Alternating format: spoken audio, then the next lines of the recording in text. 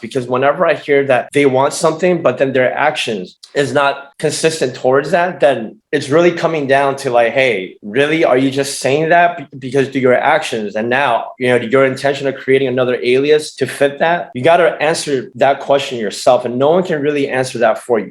All right. Hey, good morning, Gino. Good morning, Kevin. Yeah, this is one of our weekly, I guess, Q&A sessions from, questions that we gathered from the prior week, or I should say question that we feel like it's important to answer because it's something that has been, popped up in a lot of artists. And even I get the same question as well. So Gino, why don't you share the question from one of your students this past weekend? Sure. And we can quickly have a, analytical debate to help answer that question. Sure. So his question was his primary focus and where he wants his career to go towards is techno. Like he likes that truncated style techno. He makes it. He does a very good job at it. He's also been making micro house and house on the side when he feels like it, and it's sounding really good. And he doesn't want to just leave the beat. So he said to me, he said, shit, he goes, should I make a new alias? I think I have to make a new alias. And he's like, what should I do? Some important information about him is he's never had a release before. He plays within Montreal at the moment.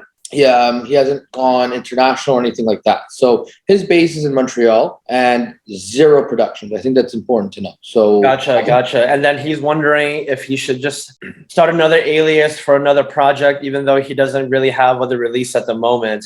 Exactly. All of that. You know what? I heard the recording as well. I mean, his main focus, he says, is techno, right? That's his thing. Exactly. That's his jam. But for whatever reason, he came out with a house track. Couple house tracks, A couple of house tracks, right? So I'm just going to go ahead and answer it. And look, a lot of my answers are I'm here to help and to speak my truth as well. So don't take it as anything else besides us wanting to help and help them steer directions. I think this artist needs to reflect a little bit more of what he really, really wants, because whenever I hear that they want something, but then their actions is not consistent towards that, then, it's really coming down to like, hey, really, are you just saying that because do your actions and now, your intention of creating another alias to fit that?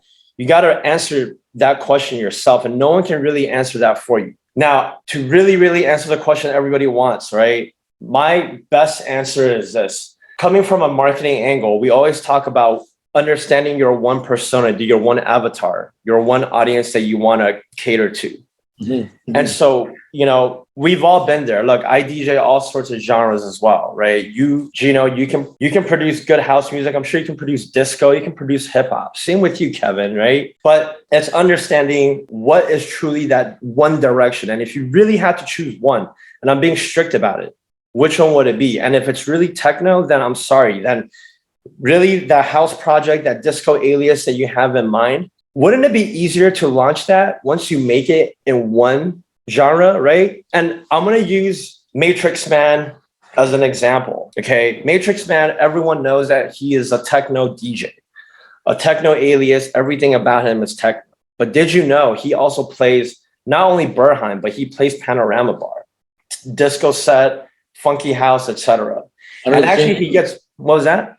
Under the same name? Under the same name. But that's because he started doing that after he became the Matrix Man. When you become who you are, you can easily start doing all these other things. Deadmau5 with Test Pilot.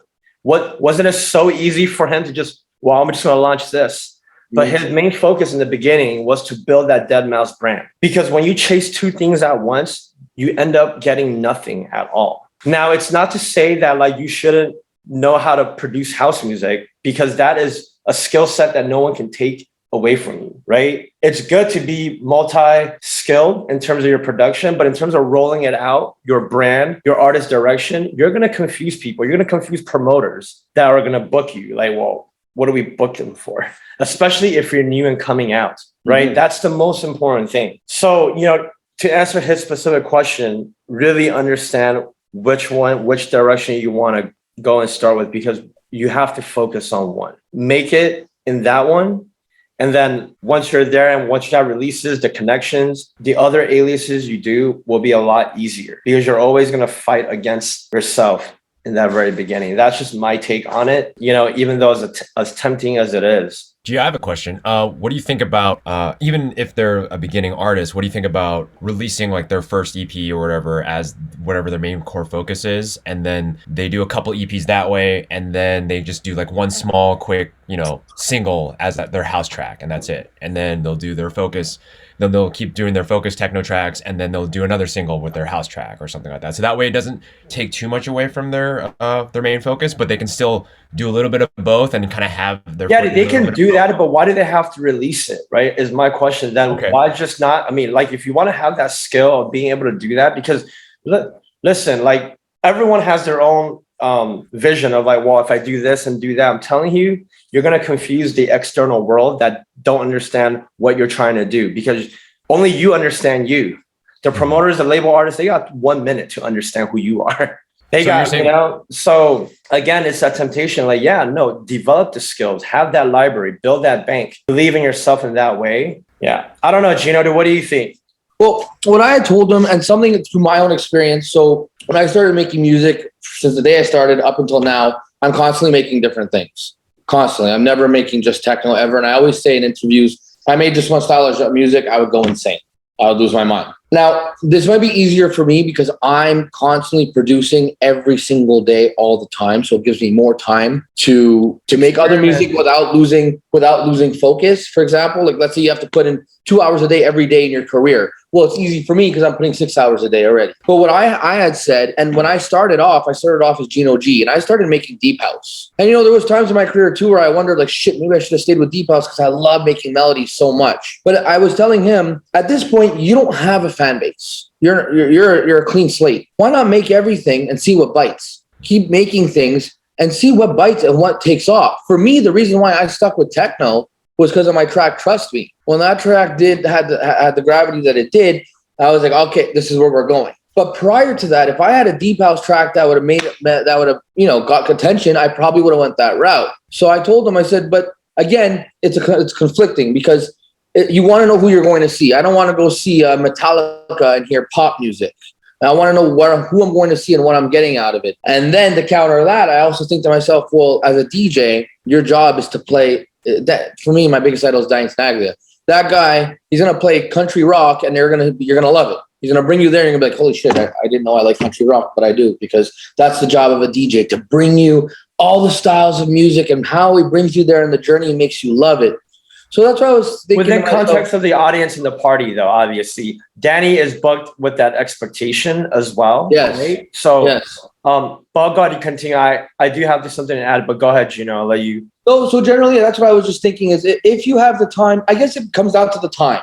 If you don't have that much time to focus on, then I would say do exactly like you said. Choose one of the two that you have to be, and stick to that. But if you're devoting a lot of your time and you're putting in 20 hours a week or more into production, you're allowing yourself now to give focus to both in a sense, and enjoy yourself. And it's like fishing. Yeah. I do want to add, all right, hey, I think that is great advice, right? Learn the skills and produce and do what sticks. Now, I do want to bring it back to this particular student who said, but techno is his main focus. Hypothetically speaking, let's use a hypothetical scenario. He releases his track, it takes off. It is like the biggest thing in minimal house and house music, and he really starts to get booked for all that. As he's going through his journey, he's gonna be like, but wait, my focus is techno, but yet everything he's doing now is pushing him further and further away. Now, I did mention that once you get to a certain level, you can try to jump back and it'll be easier because there's at least the connections that you'll be making. But what I also didn't mention, that this jump back, there is a transitional period. And depending on where you are in this growth trajectory, right? If you're still on the rise, right? Just getting a little bit of the cusp and you want to jump, it's super hard, right? So your mindset has to be okay with that. Like, you know what? I'm going to do whatever sticks. And if it sticks, I better be happy that for the next 7 to 8 years, this is going to be the one thing that I'm going to be known for. Yeah. Even though I said, I told you that my main focus is techno or my main focus is house, but then the actions and the way that your journey is going the opposite of what your mind has intended. So I just want to at least make people aware that, there is that later, not the regret, but I mean, it is that word, right? Like crap. No, you're totally right. have I not done that? So new artists always want to be discovered, right? Because that feeling of getting signed and discovered. But then once that becomes the norm and you're really in that trajectory, I mean, you know, you're going to wish that it was approached differently to make sure that it aligned to your vision. So that's one thing, you know, but like you can always practice different genres if you're bored of it. But like, again, the question, why does it have to be released? Why do you have to be like, well, I could also produce? Like, is that then your own ego and pride to tell the world you can, or just learn it, have it in your bank and surprise the hell out of people when you have an actual following in techno? You'll be like, wait, whoa, this artist also makes really, really good disco house. Yeah. Wow. Like I like this artist even more now, or now's the time to be like, hey, by the way, you know, while I was building my techno alias and the backline, I was actually building a house catalog for the last 10 years. And here's my alias. People are going to eat it up. Yeah. So if the end goal is the same, to be discovered, recognized, sign labels, and play gigs, then, you know, why does it have to be released now? Right. Yeah.